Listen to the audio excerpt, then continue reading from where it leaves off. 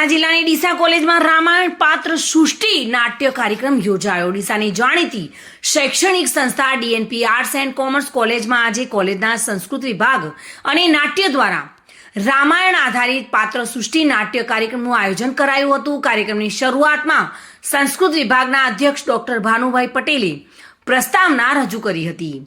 રામાયણની મહત્તા દર્શાવી હતી। કોલેજના નિયામક અને આ કાર્યક્રમના અધ્યક્ષ છગનભાઈ પટેલે રામ શબ્દની પરિભાષા સમજાવી રામના આદર્શો વિશે વાત કરી હતી। કોલેજના કાર્યકારી આચાર્ય રાજુભાઈ દેસાઈએ પણ પ્રસંગોચિત ઉદ્બોધન કર્યું હતું। ત્યારબાદ કોલેજ નાટ્યધારા સંયોજિકા અને સંસ્કૃત વિષયના પ્રોફેસર ડોક્ટર સુનીતાબેન ઠક્કરના માર્ગદર્શનના તૈયાર કરવામાં આવેલા રામાયણના બાલકાંડથી શરૂ કરી લંકા કાંડ સુધીના રામાયણના તમામ પ્રસંગોની નાટ્યમય રજૂઆત કરવામાં આવી હતી। ત્યારે પાત્ર સૃષ્ટિ નાટ્ય રજૂ કરનાર કલાકારો આ પરથી શું સંદેશ આપી રહ્યા છે, આવો જોઈશું। આજે અમારે કોલેજમાં એક ફંક્શન હતું જેમાં હું રામ ભગવાનનો રોલ અદા કરું છું અને એમનાથી એ શીખવા મળે છે કે જેમ રામ ભગવાન એમનું સાદું જીવન જીવતા હતા એવી રીતે આપણે જીવવું જોઈએ અને એમના અંદર જેવી મર્યાદા હતી એવી મર્યાદા આપણા અંદર લાવવી જોઈએ। જય શ્રી રામ। મેં આજે સીતાનો રોલ પ્લે કર્યો હતો। ડીએનપી આર્ટ્સ એન્ડ કોલેજ કોમર્સની અંદર મેં આજે સીતાનો રોલ પ્લે કર્યો। તેમાં મને ખૂબ જ મજા આવી અને સીતાના ગુણોને આજની દરેક સ્ત્રીઓને શીખવા જોઈએ જેથી તે અત્યારે ચાલતી તમામ સમસ્યાઓથી બચી શકે છે। મારો રોલ હનુમાનજીનો હતો। હું એટલું જ કહીશ કે જો આપણે સાદા દિલથી ભક્તિ કરીએ તો કંઈ પણ આપણે કરી શકીએ છીએ। જય શ્રી રામ।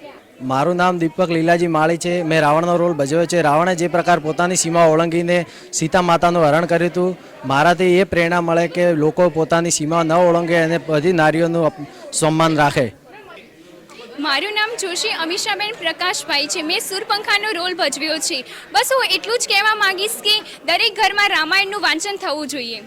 આ નાટકની હું નરેટર હતી અને મને ખૂબ જ સારું લાગ્યું કે મેં મર્યાદા પુરુષોત્તમ શ્રીરામના નાટકમાં ભાગ ભજવ્યો અને અમને ખૂબ જ આનંદ થાય છે। ત્યારે વિદ્યાર્થીઓ દ્વારા રજૂ કરવામાં આવેલું નાટક વિશે કલાકારના કોલેજના પ્રોફેસર શું કહી રહ્યા છે, આવો જોઈશું।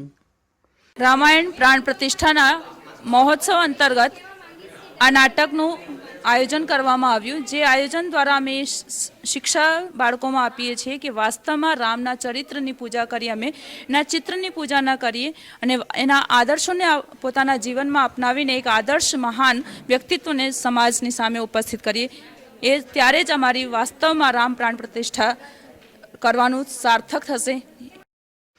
કાર્યક્રમને સફળ બનાવવા માટે professor Bhanubhai Patel, professor Sunitaben Thakkar, professor Sunitaben Kotak, professor Yashbhai Kandoi, Ronakbhai Desai, Vishnubhai Nai વગેરે ભારે જહેમત ઉઠાવી હતી। અત્રે ઉલ્લેખનીય છે કે આવતીકાલે ડીસા નગરમાં આવનાર શોભાયાત્રામાં પણ ડીસા કોલેજ દ્વારા રામાયણના અરણ્યકાંડ અને લંકાકાંડના પ્રસંગોને પ્રદર્શિત કરતી 2 ઝાંખીઓ પણ રજૂ કરવામાં આવશે।